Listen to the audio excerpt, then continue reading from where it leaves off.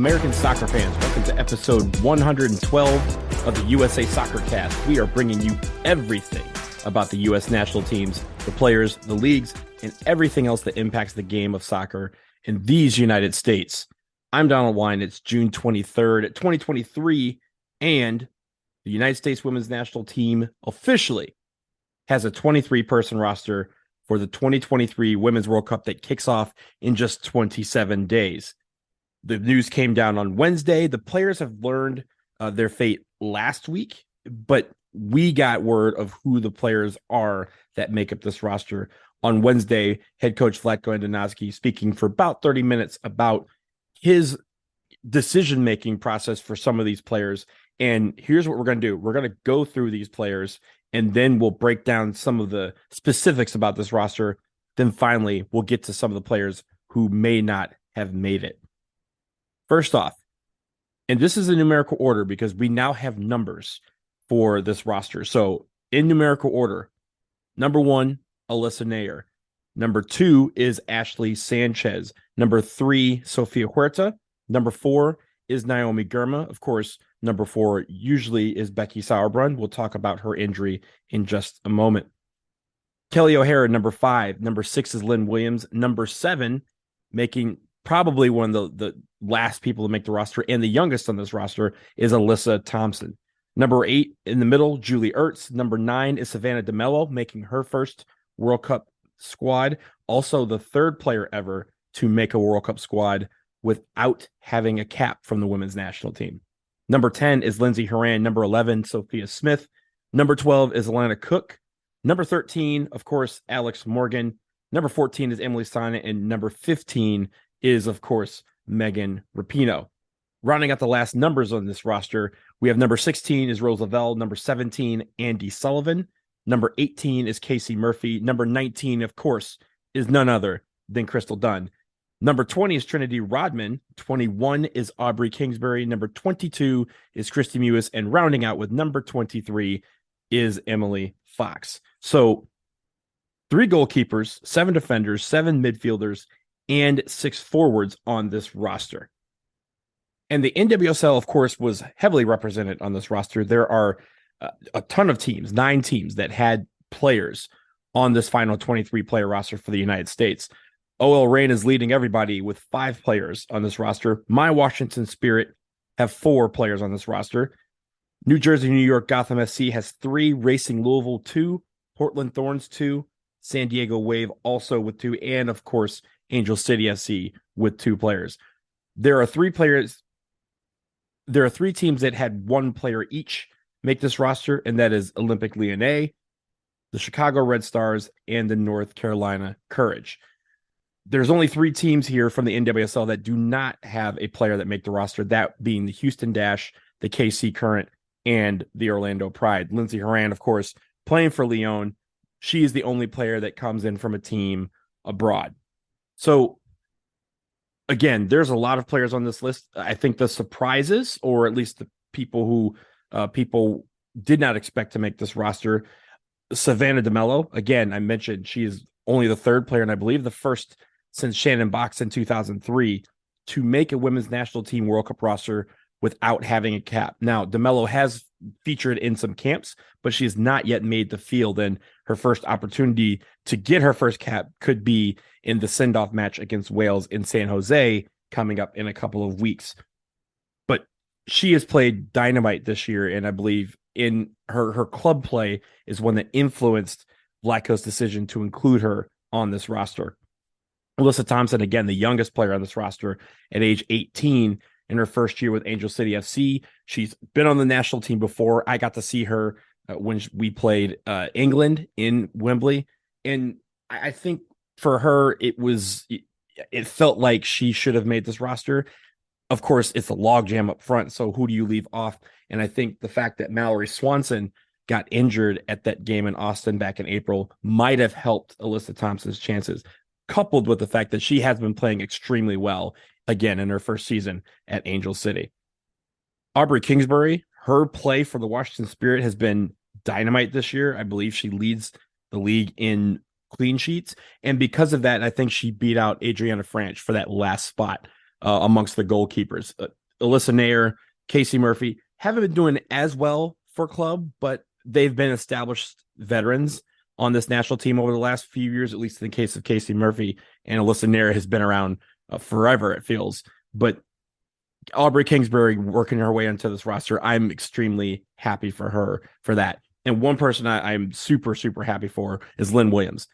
Lynn Williams was one of the players who I think should have made the team in 2019. She was left off of the roster. Of course, that team went on to win the World Cup for the second straight time.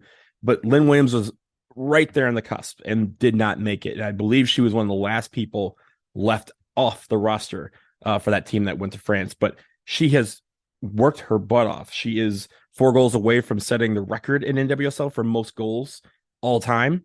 Sam Kerr holds that record right now. I believe she's 4 away. But Lynn Williams has worked her way onto this roster. And once she was on the women's national team, she gave you every reason to make sure that she was part of this 23. I am super, super happy and proud of her for just persevering and playing as much as she has. She had that injury that kept her out for a year. She fought back from that, and she is tearing it up for Gotham right now. And now she is on the plane to New Zealand and Australia. 9 of these players were on the 2019 team that won the Women's World Cup, and 11 of these players were on the 2020 Olympic squad that finished with a bronze medal, that, of course, being in 2021. But I feel like there is a lot of players that have made this roster and a lot of players who kind of back their way in, I guess, not necessarily with their play of club of late or on the national team of late. There was just a lot of competition. And in the end, it's up to Vlatko Andonovski to decide what he wants to do and what players he needs for particular positions. And the fact that we have a bunch of players up front that could have made it, we have a bunch of defenders that could have made it, and there's some midfielders that were factored in or at least played a lot over the last year or so that didn't end up on this 23 player roster. It just goes to show you that the United States has a ton of talent, and that's not to mention the talent that has been injured and out for the majority of the last couple of years. So we will take a break here. On the other side, we talk about some of the injuries and some of the players who did not make this roster. More after this.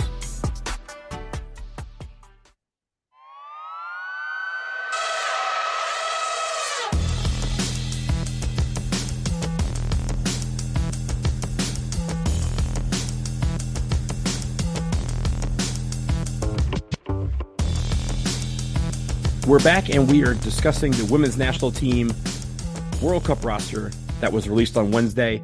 We've talked about the players who made the roster, all 23 of them, and now we're going to talk about some of the players who did not make the roster. First, let's start with some of the injuries. And of course, entering this year, it felt like there was a slew of players who were injured. We probably had the world's best 11 that was on the injured list for a lot of months. But at the end of the day, these players either were not fit enough to come back to play or got hurt recently and were not able to recover in time to make this roster. Of course, some of the notables, Becky Sauerbrunn, she is the captain and was basically inked on this roster until she got hurt a few weeks ago.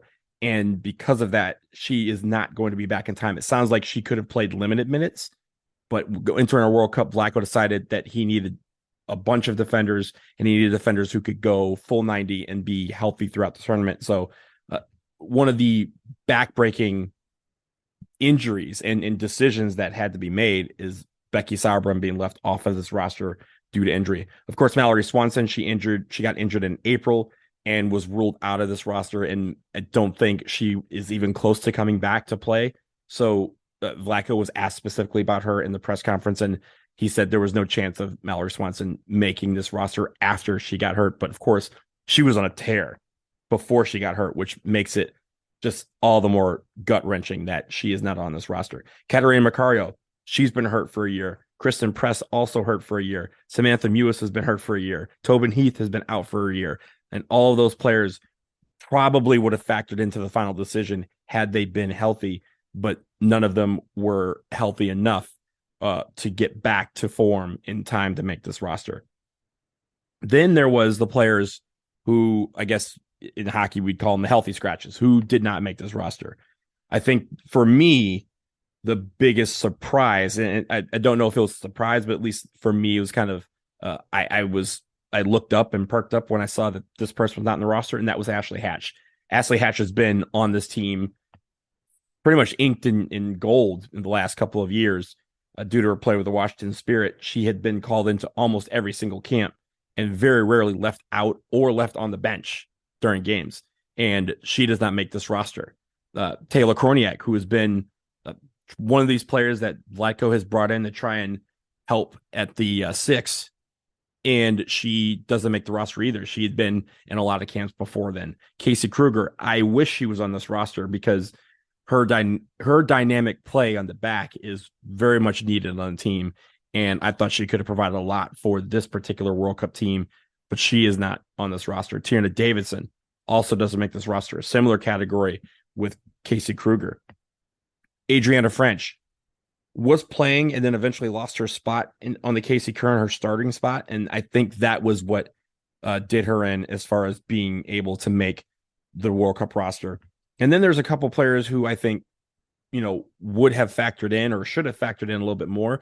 And it just didn't seem like Vlatko considered them to be a part of his plans. That's Midge Purse, Sam Coffey, Carson Pickett, and Haley Mace. I think a lot of those players could have, again, factored in had there been some sort of competition at positions. They've all played well. Some of them have suffered through injuries in the case of Midge Purse, but I think it felt like Vlatko said that there was a depth chart and those players didn't quite make his depth chart when it comes to who to take to New Zealand and Australia. He said he made 39 calls. So there's only 23 players. I mean, 16 players got a call that was not good. And it feels like there's probably 10 or 12 more players who are good enough to have been considered for this national team roster. But in the end, we have to go with 23. Now, I end with this. We have a few weeks before the World Cup, and this team will obviously start meeting and start practicing. There's a media day next week. I'm not going to be at it, but there's going to be a lot of content coming out of there from a lot of people. So stay tuned to them. But I think also this team has a chance to figure out how it's going to once again defend its title. And that's going to be super difficult. But for them, it's going to be even more difficult because they have a couple of narratives that they kind of have to, navigate in the end. There's a narrative that the world is caught up with them. And I would argue to you that no, that's not true. The world has not caught up to the United States women's national team. Everyone's just gotten better. And that is not, they use that as kind of an indictment on our program, but I feel like it's more of a spoken truth that everyone has gotten better. Everyone's putting in more resources, and that is the result of those resources. But it also means that the United States has gotten better too. That gap may not be the same as it was 10 years ago, but that doesn't mean that the United States has lapsed while other people have gotten better. Everyone's gotten better, but that also makes for an exciting tournament. I think the other narrative is that kind of ties into that is that nobody, I repeat, no team, men or women, has ever three-peated. And the United States has a chance to do that. They're one of two teams, I believe, that have ever made three finals in a row. They've made 2011, of course, losing to Japan in penalties, and then they won in 2015 and 2019.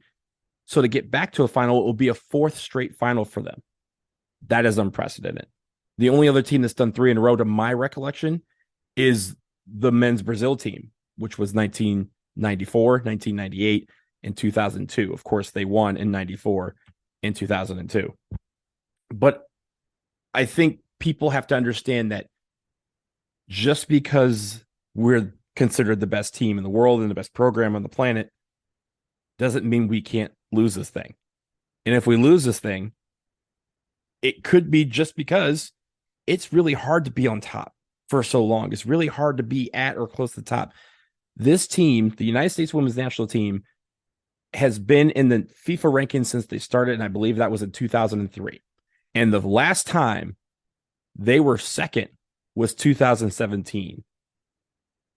Anybody care to guess when they were third?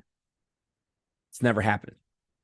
They've never been lower than second in the rankings since it started 20 years ago. And that is a long, long time for any team to remain on top. And because of that, everyone is going to be coming for the United States. And the question is not, does this team have what it takes to beat everybody? Because they don't have to beat everybody. They just have to beat the teams in front of them. But the question is, do they have what it takes to withstand the pressure and gel as a team and play together as a team? Because if they do, in my mind, they can win it all again. And I hesitate, obviously, with that because, this run that they're on will end one day. It could be this year. It could be 20 years from now. We don't know. But when that thing ends, when that time comes that they are not the best team on a particular day and they lose an opportunity to win the World Cup, it's not an indictment on the program completely. Yeah, sure, you have questions and you kind of break down like, hey, what went wrong and not necessarily who's to blame, but of course they'll look at some of the federation and how they have prepared for this and whatever confidence they have in this team to go out and win it all. But I think when it comes to this women's national team, some of these players have been around again since 2011. And in 2015 and 2019, these two teams withstood a lot of pressure to win. 2015, of course, coming back from a final that you lost and going all the way and winning, that was, kind of redemption for them. But 2019, that team, I hold up as one of the greatest teams in the history of sports for this very reason. This team, or the team in 2019, literally had even the president of the United States rooting against them. And everybody on the planet was telling them that they had lost a step, that they were done, that everyone had caught up to them and that they weren't the best team at that tournament. And somehow that team was able to take all of that and fuel themselves into putting out the performance they did. Did they win beautifully in all these games? No, but they had beautiful moments. And, in college basketball, the NCAA tournament, the name of the song they play at the end of the tournament is One Shining Moment. Because for a lot of teams, they just have that one shining moment, or they just need that one shining moment. The United States Women's National Team in 2019 had several shining moments, several moments that you look back and if you remember some of the iconic moments of that tournament, they have a ton of them because they took that pressure and said, everyone's doubting us. Okay. Do it at your own peril. And they went out and showed everybody that maybe we're stupid and maybe we should, give them a little bit more credit and put a little bit more faith in their abilities. And that's what I'm planning on doing this time around. Sure, it may not work, but it could.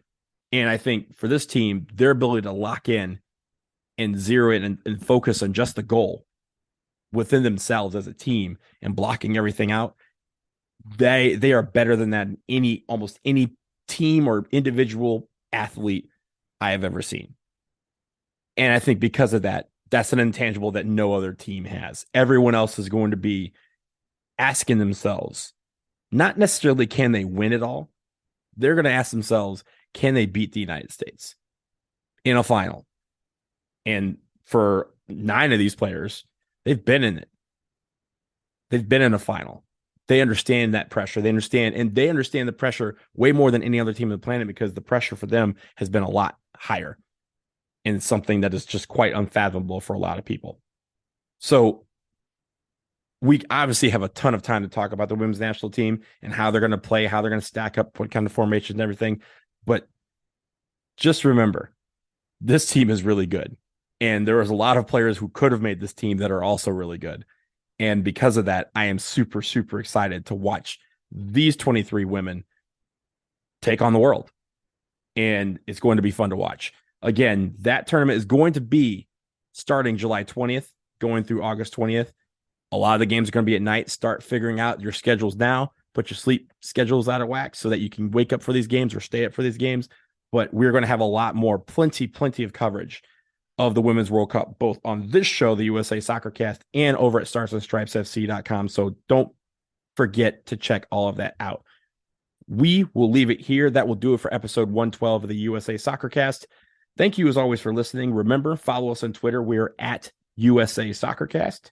Don't forget, we have an affiliate program with Homage, Breaking Tea, Fanatics, and MLS Store. So head to linktree.com/USA Soccercast to learn more and support the show while getting the latest gear. There is a ton of new gear out, both for the Gold Cup and the Women's World Cup. Don't forget to use our affiliate links and get your gear. And again, you help support the show. If you have questions, topic suggestions, email them to usasoccercast@gmail.com, or you can tag us on Twitter. So we will talk to you again soon, y'all. Peace.